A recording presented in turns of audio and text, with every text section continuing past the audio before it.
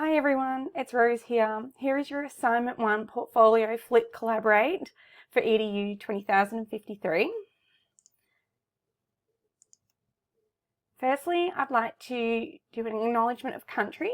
We respectfully acknowledge the Wurundjeri people of the Kulin Nation, who are the traditional owners of the land on which Swinburne Australian campuses are located in Melbourne's east, outer east, and pay our respects to the elders past, present and emerging.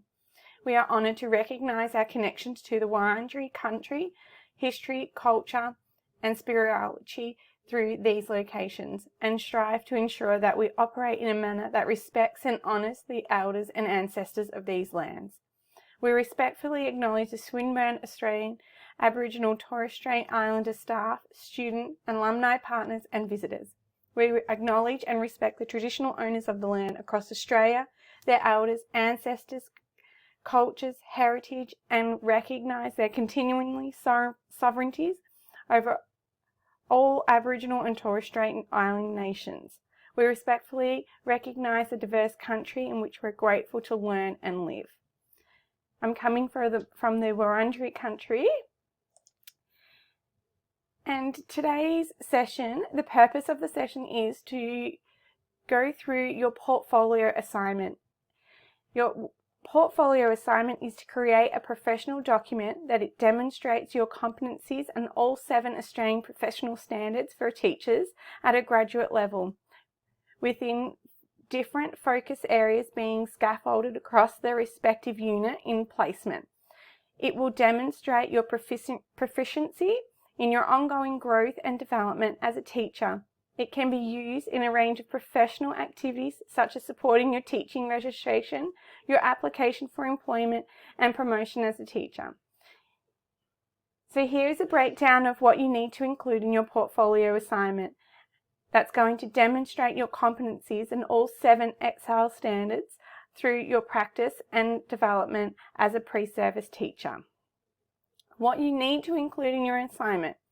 You will need to include evidence for 23 focus areas. So in this portfolio assignment, you are to be addressing 23 focus areas are listed at the top. So we have the 23 within spacing across from standard 1 through to standard 7. You have also, you'll need to place each one of these standards on an A4 piece of paper per standard, and each standard will need to have an annotation, an evidence, and a reflective statement. Okay, so each standard will be on each page, and you'll have 23 pages in total, with 1 page of your reference list, and your reference list needs to be in the APA 7th edition formatting. Okay, each piece of evidence, as I said, has 1 annotation, and it's going to provide, so each focus area and each piece of evidence will also have 1 annotation, and this is going to be provided in the next to your piece of evidence, and it's going to give context of the particular piece of evidence, and it should be no more than 1 to 2 sentences in length, okay? And any longer than an annotation would then be a reflective statement. So here it's just, an annotation is just a brief overview of what the piece of evidence is that you have provided for that focus area. Okay, so the annotation needs to be short and concise and clearly details what exactly the piece of evidence is that you have for each focus area. You also have 23 reflective statements, 1 reflective statement for each focus area, and each piece of evidence will have an annotation and a reflective statement. At the end of your portfolio assignment, you'll need to have a reference list, and as I said before, the reference list needs to be in the APA 7th edition. You might also want to include a title page at the beginning of your portfolio assignment, and if you'd like to do this, just make sure it's got your name, your student number, who your OLA is, and the title of Assignment 1 Portfolio. If you decide to not have a title page at the beginning, that's fine. That's up to you and how you want to present your work.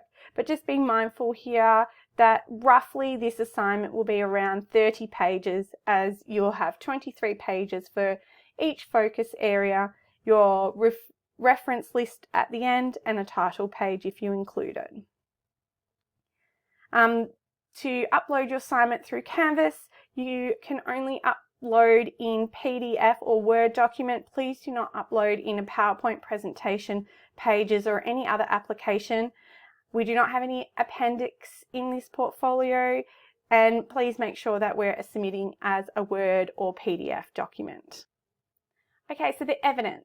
Okay, so for each evidence, you need to be careful in selecting your evidence. It needs to showcase what you believe and how it demonstrates your knowledge and understanding of the skills specified in each focus area. You need to select the best piece of sample evidence that demonstrates your competencies and your knowledge in understanding the standard and the focus area. And the evidence and the reflection need to draw upon this unit's current professional experience, okay?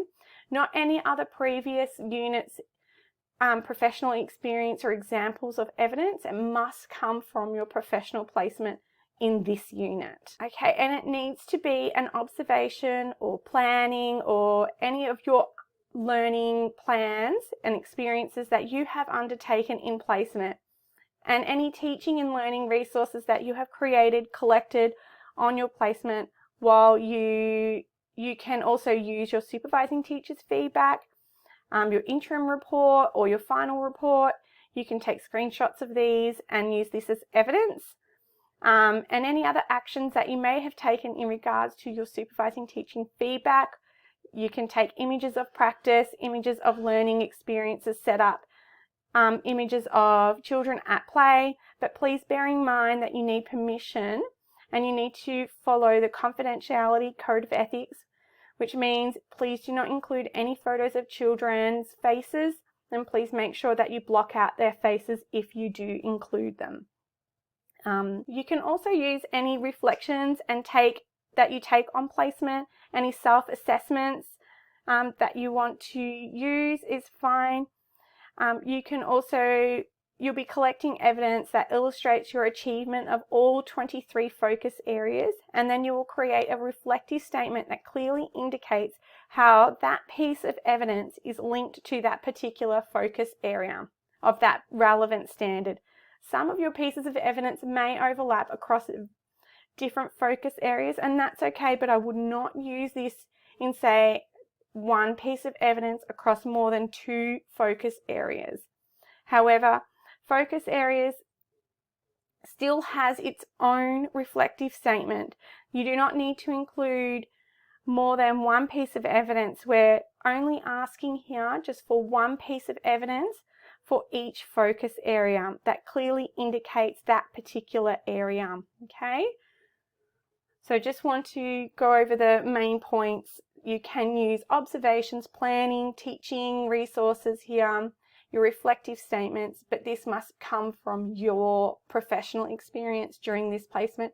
It's not your supervising teacher's observation or their plan. It needs to be your own, okay?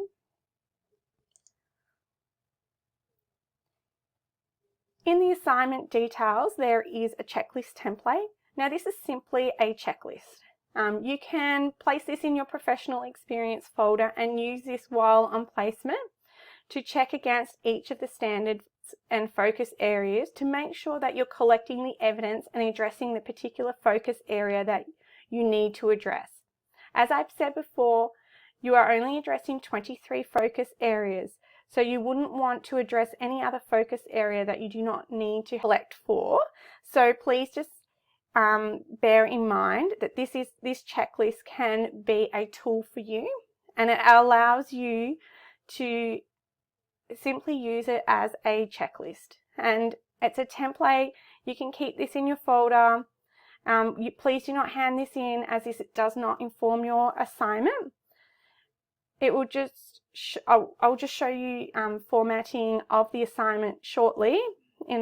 But here I wanted to go into depth about how you could use this as a guide in just making sure that you're collecting all the evidence, and also it might help you with unpacking some ideas of how you could collect that piece of evidence. So this checklist is not to be used to format your assignment, and this is just simply for you to use as a tick off and take notes. You might want to decide that you want to use it in a particular piece of evidence or a particular source, and you can just use the checklist to jot down your notes, your ideas while you're on placement, and it can aid as a tool to help you collect that evidence. So please remember, this doesn't get handed in with your assignment. This is just a tool to aid while you're on placement, so you can remember all the 23 standards and tick them off, so that when you finish your placement, you haven't gone, oh, I forgot to do 1.2, and this document just helps you to make sure you're getting everything that you need. The layout. So for each piece of evidence, you need to provide 23 annotations. An annotation is a brief 1 to 2 sentence that explains exactly what the evidence is. It's providing some context to the particular piece of evidence. Your annotation is different to a reflective statement. It's just going to be a short description that includes the information on that particular evidence, on how it was used for each piece of evidence you provide.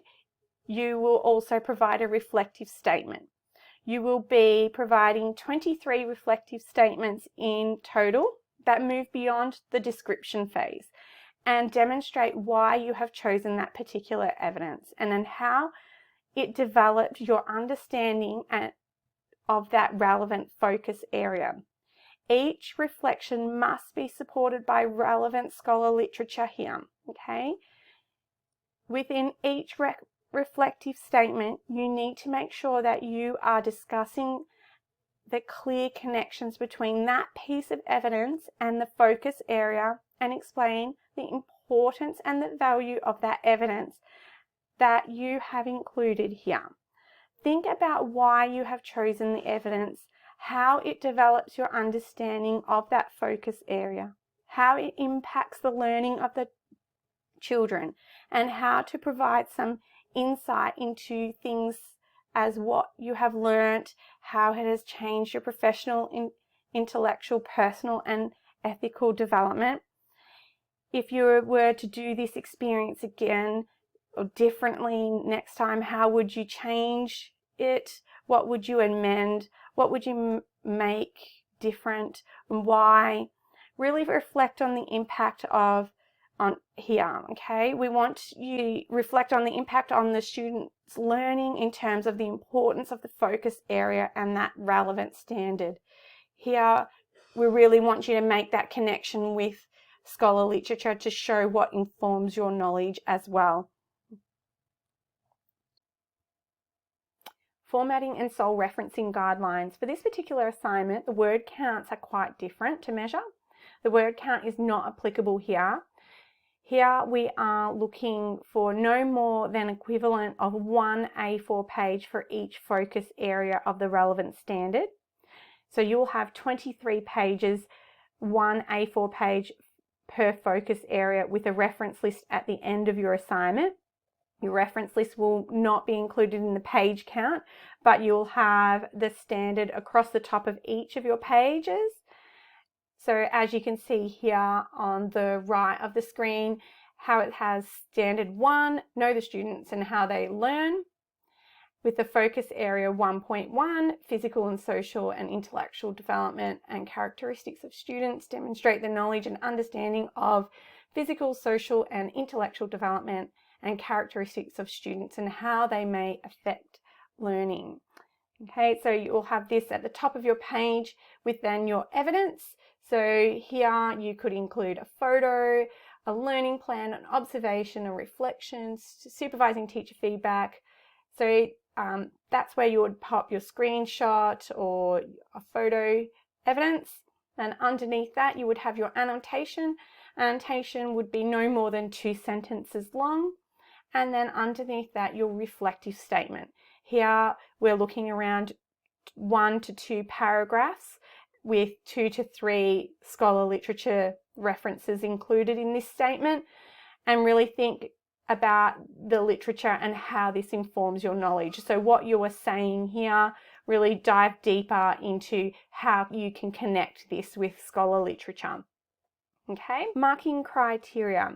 There are 3 marking criteria for this assignment. So we have our selection of evidence, reflection of each focus area through linking the evidence, and your APA structure, organisation and expression of ideas.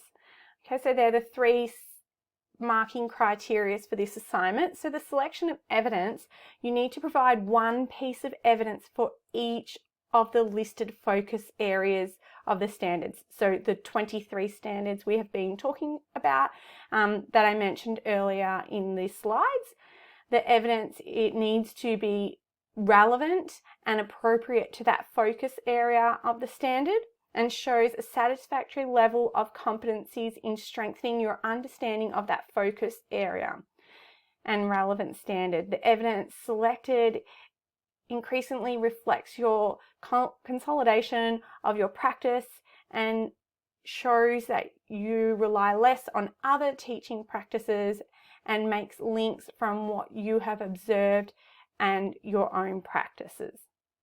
Your reflection for each of the focus areas through linking the evidence. So here we're looking for your reflective statement to accompany each focus area. It needs to be clear and connects here. So we need to have a connection between the evidence and your reflection and the focus area. It needs to explain the importance and the value of that evidence that you have included. And then with our APA, we need to make sure that we are supporting our reflections with scholar literature throughout this assignment. Okay, so we need to make sure that what informs your knowledge is using APA referencing. You need to take care and ensure a punctuation, spelling and grammar structure throughout your assignment and making sure you're using APA referencing. This is the marking criteria, so make sure you have it out in front of you while completing your assignment. This is what your OLA will be looking at when they mark your assignment. Okay. And I pass with amendments. So resubmission is only available to minor amendments only. So what is a minor amendment? So it is reserved for minor necessary changes and it can only be offered to students for 48 hours to make the corrections. The portfolio can only be rewarded a pass if it contains all required components. It is the original work of yours and it is coming from this particular placement that you are doing for this unit. It is submitted on time and it meets the specific assignment criteria. And it must meet a minimum of 5 specified assignment criteria. So here, something that you would not get offered a pass with an amendment if you submit an assignment that is incomplete, that has no academic referencing throughout, there's missing evidence and it's quite a lot of missing evidence. The reflections are missing and you're only meeting 50% of the criteria. This would not give you a pass with amendments. And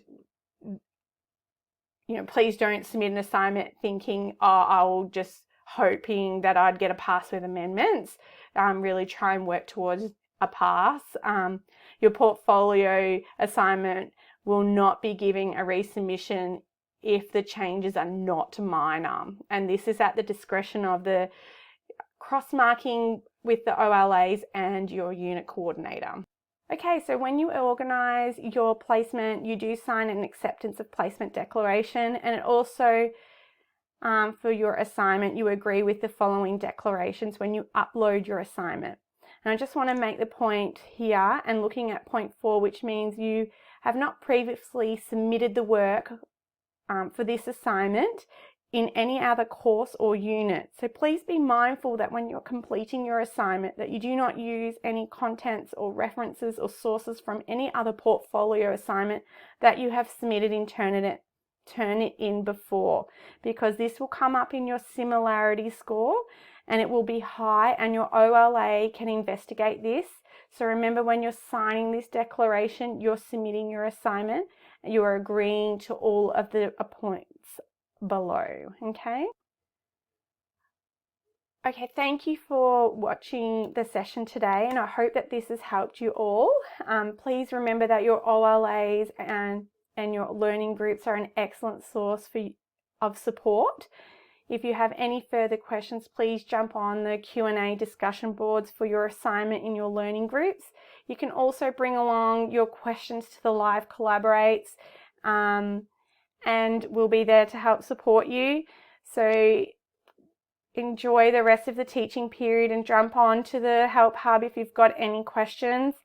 There's lots of information on the Student Help Hub as well to find particular sources and references. And enjoy your placement and your assignment, and thank you.